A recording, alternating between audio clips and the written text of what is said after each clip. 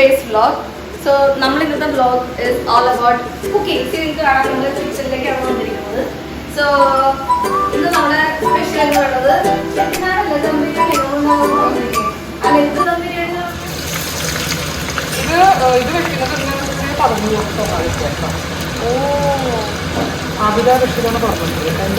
നമ്മൾ ബിരിയാണിക്ക് വേണ്ടിയിട്ടുള്ള സവോള എന്താ ചെയ്യണത് വറുത്തെടുക്കുക.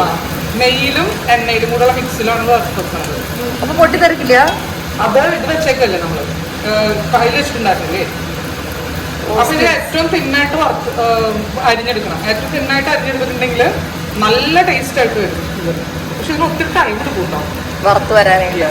ഒത്തിരി ടൈം എടുക്കും.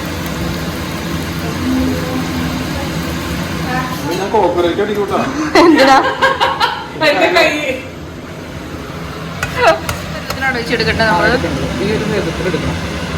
അധികം മുരിയാൻ പാടില്ല. ഈ കളറാവാൻ പാടുള്ളൂ. കാരണം അധികം മുരിഞ്ഞിട്ട് മധുരം വരും.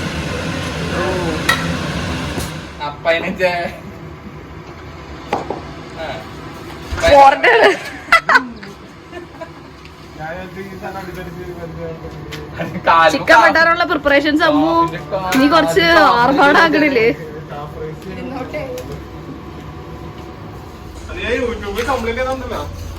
ഷെഫ് പിള്ളയാണോ? അത്ര സിമ്പിൾ ആണെങ്കിൽ കോംപ്ലിക്കേറ്റഡ്. അത് പണിട്ടല്ല കത്തി പോവും. കത്തി പോന്ന് ചിക്കൻ മറ്റേത്തിയല്ലേ വളർത്തിയല്ലേ കത്തി പോവും. ഇതിന് തേങ്ങ പൈസ കാണിച്ചരാ. നീ നോക്കി അതിന്റെ തട്ടി കട്ട് എനിക്കില്ല. അന്ന് അമ്മ കത്തിയോടെ ഹാൻഡ് ഓവർ ചെയ്യ.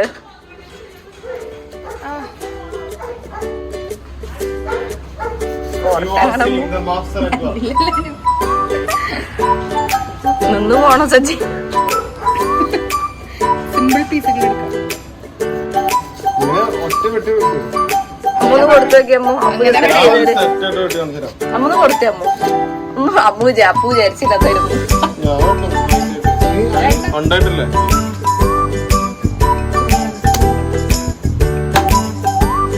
നീ എന്ന് ഇറച്ചി മറ്റേ ഭയങ്കര എന്തേലും പിടിക്കണം.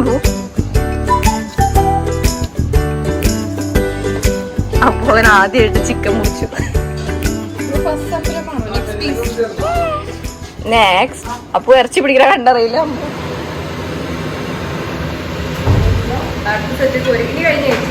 ഇനി സവാള വറുത്ത് കഴിഞ്ഞു. അപ്പൊ നമ്മുടെ മെയിൻ പ്രോഗ്രാം കഴിഞ്ഞു. ഇനി നമ്മൾ ചിക്കനിലേക്കാണ്. ഈ എണ്ണ തന്നെ ഉപയോഗിക്കുക ചിക്കനും. ബിക്കോസ് ഇത് നമ്മൾ വേസ്റ്റ് ആക്കില്ല ഈ ഓയിൽ. അവരുടെ തീർച്ചയായിട്ടും യൂട്യൂബ് നോക്കിയാണ്.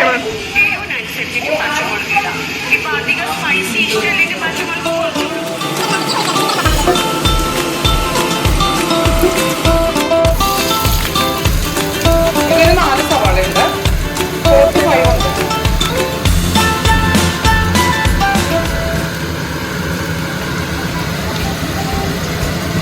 ചിക്കന് വേണ്ടി മാത്രമുള്ള സവാള. ചിക്കൻ മസാലയ്ക്ക് വേണ്ടിയുള്ളത്. അതാണല്ലോ ബിരിയാണിയുടെ മസാലയായിട്ട് വരുന്നത്. ചേച്ചി എത്ര പ്രാവശ്യം കുക്ക് ചെയ്ത്? ഇത് രണ്ടാമത്തെ.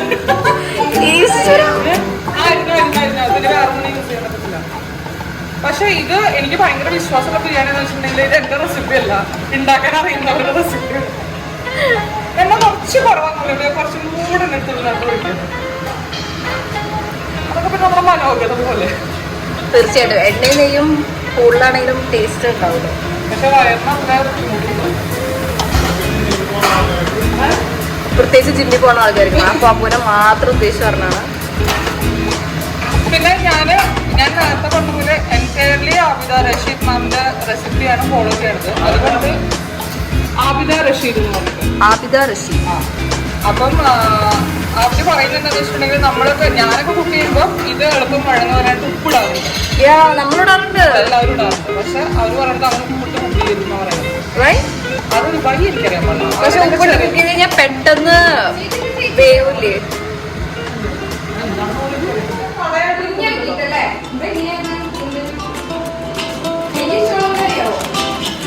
എങ്ങനെ ഇപ്പൊ എന്നെ കാണുമ്പോൾ ഭയങ്കര ഡോട്ടിണ്ടാവും. പക്ഷെ എന്നെ കാണിക്കണ്ടാവില്ല. ഷെഫ് പിള്ള.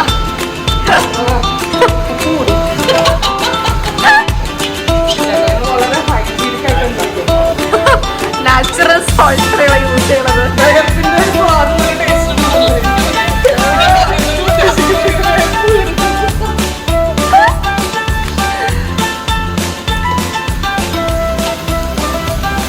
ചേട്ടൻ കുക്കിന് ഞങ്ങൾ വളരെയധികം മിസ് ചെയ്യുന്നുണ്ട്.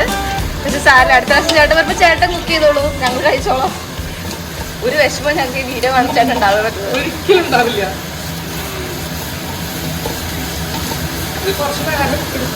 ഒത്തിരി വഴന്ന് വരാൻ പാടില്ല എന്നാണ് മാം പറയുന്നത്. ബിക്കോസ് ഒത്തിരി വഴന്നിട്ടുണ്ടെങ്കിൽ മധുര ഇറങ്ങുന്നത്.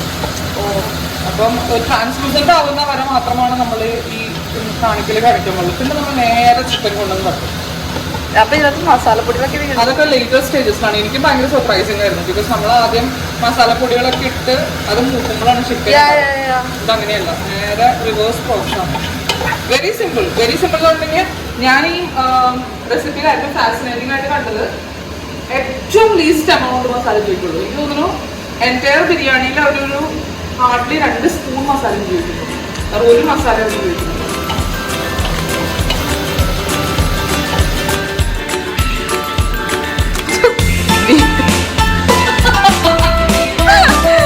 പുള്ളിയുടെ പാകം നോക്കിയിട്ടാണ് നിങ്ങളിപ്പോ കണ്ടത്. കറക്റ്റ് പാകമാണോന്ന് വെച്ച് നോക്കണം അല്ലേ ആ ചേച്ചി?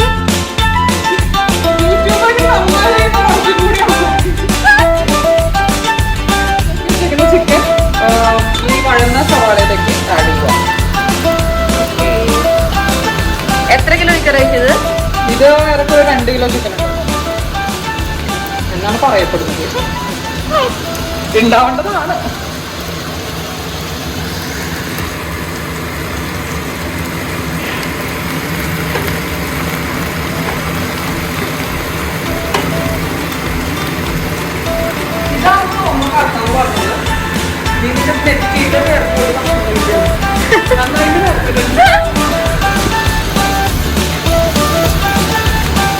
ഞാൻ ആദ്യമായിട്ടാണ് ആക്ച്വലി മസാല ഒന്നും ഇല്ലാണ്ട് ചിക്കൻ. ഞാനും അവരുടെ റെസിപ്പി ഫോളോ ചെയ്തിട്ട് ഞാൻ വിചാരിച്ചിട്ട് എങ്ങനെ ടേസ്റ്റ് ഉണ്ടാവാം. പക്ഷെ കണ്ടപ്പോൾ ടേസ്റ്റ് ഉണ്ടല്ലേ? സാധനം ഒരു വട്ടം നമ്മൾ ഉണ്ടാക്കിയിട്ടുണ്ട്. പൊളി ടേസ്റ്റ് പൊളി ടേസ്റ്റ് ആയിരുന്നു. ഗ്യാരണ്ടിയാണ്, ഗ്യാരണ്ടി. സമയം ഉണ്ടെന്നാ പറയുന്നത്. ഉപ്പ് സമയം പിന്നെ ആഡ് ചെയ്ത് ഉപ്പ് മാത്രം ആഡ് ചെയ്തു. സോ നമുക്ക് ഈ ഒരു പരുവായിട്ടോ ചിക്കൻ വെന്ത് തുടങ്ങി തോന്നല്ലേ ചേച്ചി? അതിന്റെ വൈറ്റ് കളറായില്ലേ? അപ്പൊ വൈറ്റ് കളർ ജസ്റ്റ് ആവുമ്പോഴാണ് നമ്മൾ ഇത് ഉപ്പ് കല്ലുപ്പാണ് ആഡ് ചെയ്തിട്ടുള്ളത്. ഇനി ഇതിനകത്തേക്ക് ചതച്ച് വെച്ചിട്ടുള്ള ഇഞ്ചി, പച്ചമുളക്, ഗാർലിക് നമ്മൾ ഫ്രഷ് ആയിട്ട് ചതച്ചെടുത്തത്. ഇഞ്ചി എത്ര? എല്ലാം 1 ഇഞ്ചി അല്ല, 100 ഗ്രാം.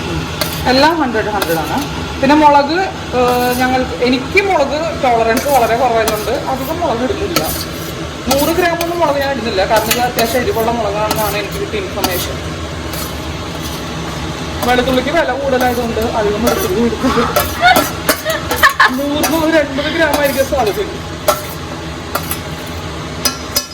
എന്നാലും നമുക്ക് ചിക്കൻ്റെ ആ ഒരു ഒത്തന്റിക് ടേസ്റ്റ്. അതെ അതെ അതെ അത് പറയാം നമുക്ക്. കണ്ടോ, നമ്മളിപ്പോഴും മസാല ഒന്നും ആഡ് ചെയ്തിട്ടില്ല കേട്ടോ. അതുകൊണ്ട് ഈ ബിരിയാണി കഴിച്ചിട്ടുണ്ടെങ്കിലും വയറിന് ഹെവി ഫീലിംഗ് വരാറില്ല. ഐ മീൻ ലൈക്ക് മസാലയിൽ നിന്ന് വരുന്ന ഒരു എരിച്ചിൽ വരാറില്ല.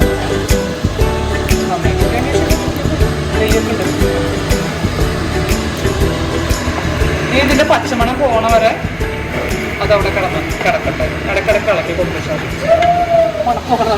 പച്ചമണം. നമ്മളിപ്പോ നേരത്തെ ഇഞ്ചിയും വെളുത്തുള്ളിയും പച്ചമുളകൊക്കെ ഇട്ടിട്ടുണ്ടായിരുന്നു അല്ലേ? അതിന്റെ പച്ചമണം മാറിയോന്ന് മണത്ത് നോക്കുന്ന സ്റ്റെപ്പ് അടുത്തായിട്ട് കാണിക്കുന്നു. മണത്ത് നോക്കണം. പച്ചമണം മാറിയോന്ന് മണത്തന്നെ നോക്കണം. കാരണം എനിക്ക് വലിയ വൈദഗ്ധ്യം ഇല്ലാത്തതിന്റെ പേരില്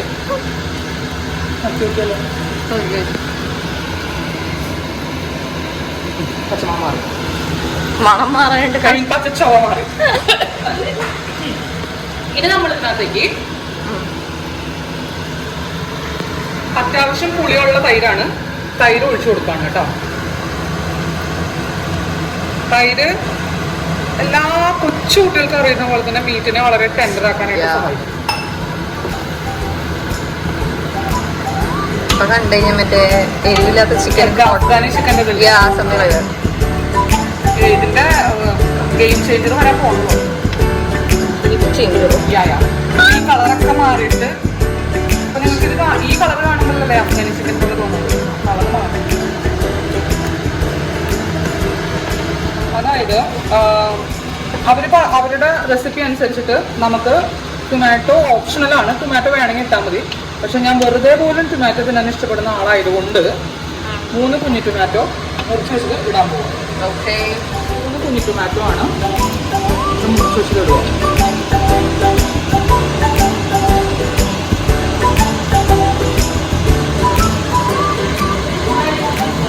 ഉള്ളി നമ്മൾ വറുത്ത് വെച്ചതിനെ കുറിച്ച് ഓർമ്മയുണ്ടെങ്കിൽ അതാണ് ഇതിന്റെ ഗെയിം ചേഞ്ചർ. അതിപ്പോ ഇടുവോ? ഓ നമ്മള് പൊതുവെ ബിരിയാണി ഉണ്ടാക്കി കഴിഞ്ഞിട്ട് മുകളിൽ ഡെക്കറേഷൻ കമ്മിറ്റിയിലിടുന്നല്ലേ അത്? പക്ഷെ ഈ ഉള്ളിയാണ് ഇതിന് ഭയങ്കരമായിട്ട് ഫ്ലേവറും ഇതും കൊടുക്കുന്നത്. അപ്പൊ നിങ്ങൾക്കിപ്പോ കളർ മാറുന്നത് കാണാം കേട്ടോ. മാറുമായിരിക്കും, ഞാൻ പ്രതീക്ഷിക്കുന്നു. മാറേണ്ടതാണ്.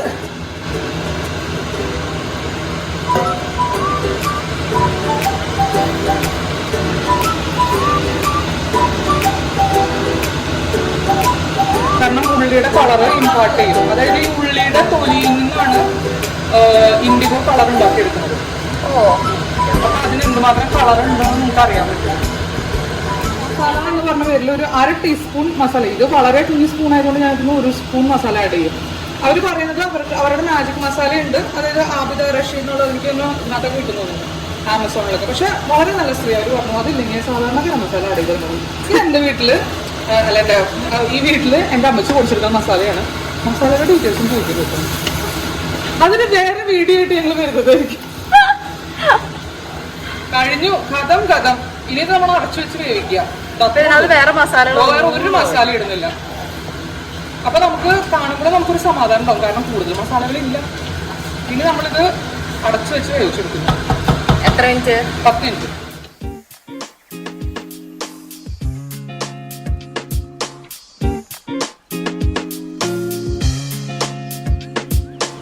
അതെന്തൊക്കെയുണ്ടെങ്കിൽ ഇത് പൊളി മസാല എന്തൊക്കെയുണ്ട്? കുരുമുളക്, ചുവന്നമുളക്, മഞ്ഞപ്പൊടി, തൈര്, ഉപ്പ്, ഒത്തിരി പേരും ചെയ്ത് കൊടുക്കും വെറുതെ കടിക്കാൻ. പിന്നെ ഇഞ്ചി വെളുത്തുള്ളി. പിന്നെ തൈരിടണ്ട? തൈര് പറഞ്ഞില്ല അല്ലേ? ചതപ്പെടുത്ത ഇത് ഇഞ്ചി വെളുത്തുള്ളി മാത്രമല്ല.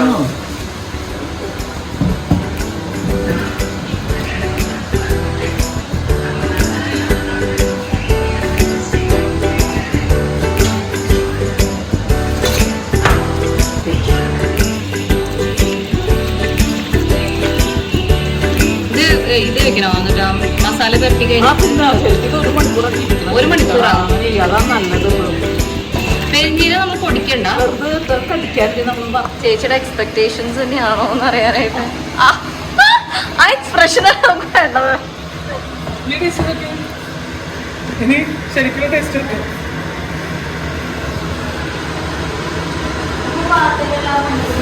ആക്ച്വലി എനിക്ക് ഇഷ്ടപ്പെട്ടു ഫ്ലേവറിംഗ്. എരിവുണ്ട് കേട്ടോ, നല്ല എരിവുണ്ട്. പിന്നെ ബിരിയാണിയിലല്ലേ, ചോറിന്റെ കൂട്ടത്തിൽ നമ്മൾക്കൊരു പ്രശ്നം ഉണ്ടാക്കാൻ വിചാരിക്കാം.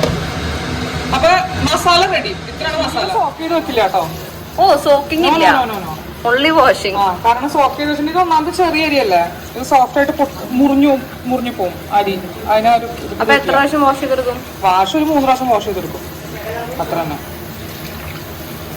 ഇതിനകത്തേക്ക് ഒരു ഉള്ളി. അതാണ് കുറച്ച് വരാറില്ലല്ലോ ഷെഫ്സിന്റെ മെയിൻ സംഭവം.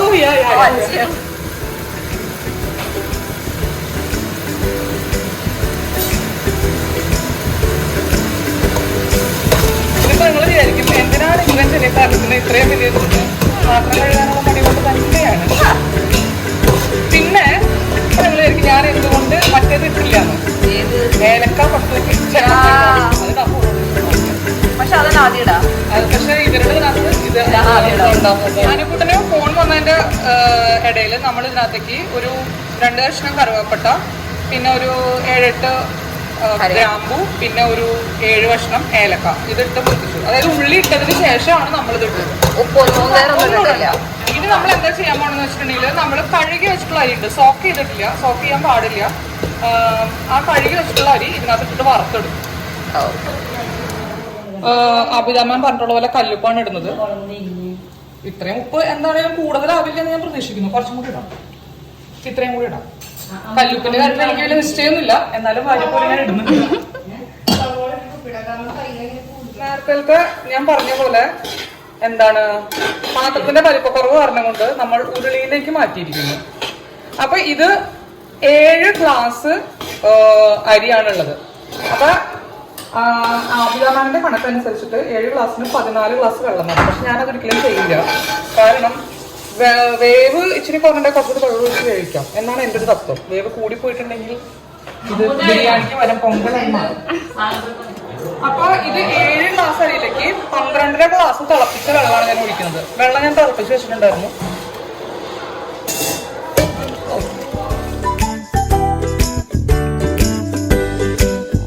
ഇപ്പൊ നിങ്ങൾക്ക് കാണാം വെള്ളവും ഇതും സെയിം ലെവലിൽ വന്നിട്ടുണ്ട്.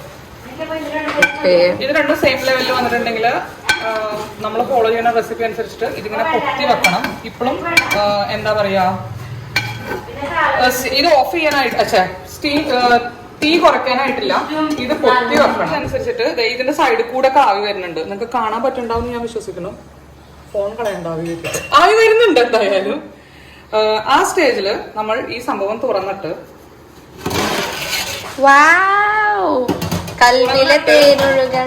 അല്ല തുറന്നിട്ട് നമ്മൾക്ക് ഓഫ് ചെയ്യാം ഈ സാധനം.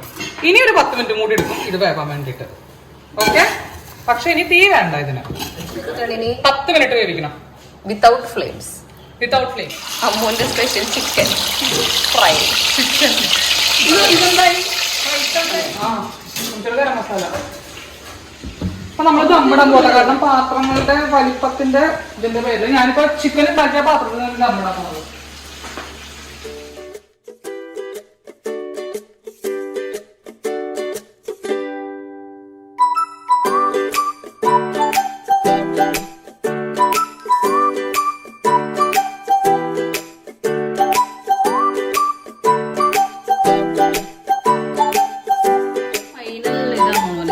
ഇതിന്റെ മുകളിലേക്ക് ഒരു ലെയറും കൂടി ഇടും. ഇപ്പൊ ഞാൻ നിങ്ങൾ വിചാരിക്കും എന്തിനാണ് ഞാൻ ചിക്കന്റെ മുകളിൽ ഒരു മല്ലിയിലുണ്ട്.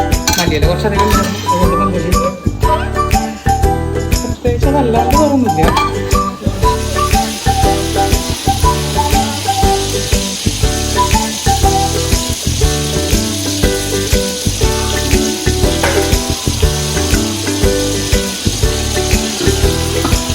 ശരിക്കും നമ്മളിപ്പോ ഈ പാത്രം നിർത്തിക്കേ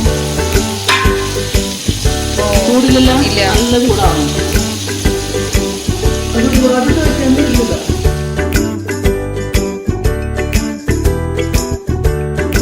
നമ്മൾ ദം തുറന്നു പോയി.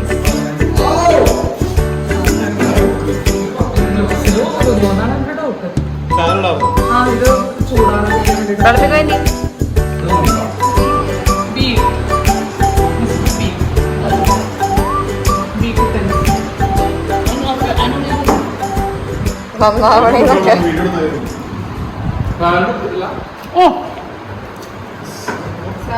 ഞാൻ ഉണ്ടാക്കണ്ട് പറയില്ല. മനോഹരം. നിങ്ങൾ എല്ലാവരും ഉണ്ടാക്കി കഴിക്കണം എന്നല്ലേ ചെയ്ത്? അതെ, തീർച്ചയായിട്ടും. ഞാൻ ഉണ്ടാക്കി നോക്കിയിട്ടില്ല, ഒറിജിനൽ റെസിപ്പി നോക്കിയിട്ട് കറക്റ്റ് സ്വാദ്. കുറച്ച് കൂടിപ്പോയെങ്കിലേ ഉള്ളൂ. സോ ഞാൻ എന്റെ ബിരിയാണി ട്രൈ ചെയ്യാൻ പോണ ഗൈസ്. കോഴി ഒന്ന് ഞെരടിയായി.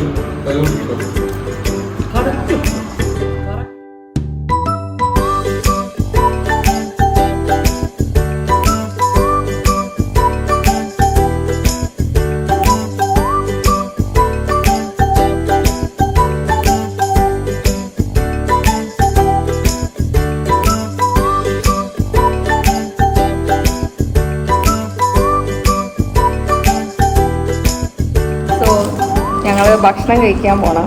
ട്രൈങ് ഔട്ട് ബിരിയാണി, പപ്പടം.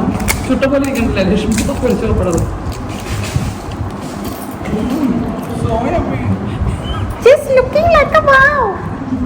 നീ ഇടണ്ട.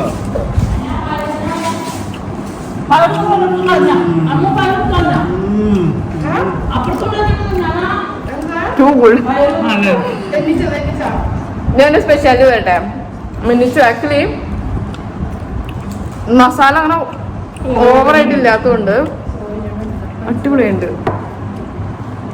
ആവശ്യത്തിന് എല്ലാം. And it's too good actually, too good. Guys നിങ്ങളൊന്ന് ട്രൈ ചെയ്ത് നോക്കണം. ഇതിന്റെ കംപ്ലീറ്റ് വ്ളോഗ് എന്തായാലും ഇട്ടിട്ടുണ്ടല്ലോ, നിങ്ങളൊന്ന് കാണുക സ്കിപ്പ് ചെയ്യാണ്ട്. ഒറിജിനൽ റെസിപ്പി നിങ്ങൾ ചോദിക്കുകയാണെങ്കിൽ കമന്റ് ബോക്സിൽ നിങ്ങൾ ലിങ്ക് അയച്ചു കഴിഞ്ഞാൽ ഞാൻ ആൻഡിയുടെ ലിങ്ക് അയച്ചിരുന്നായിരിക്കും. സോ ഞാൻ പോയി ഭക്ഷണം കഴിക്കട്ടെ. മോളേന്റെ ബിരിയാണി ഉണ്ട്.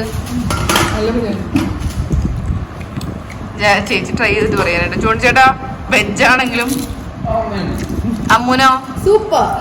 അപ്പുട്ടന്റെ പിന്നെ കുക്ക് തിന്നാണ്ട് കിടിലെന്ന് പറഞ്ഞവളാണ് ആയിരിക്കുന്നത്. ഷെഫ് ആശ സൈനിങ് ഓഫ്. ഞാൻ തന്നെ വിജനം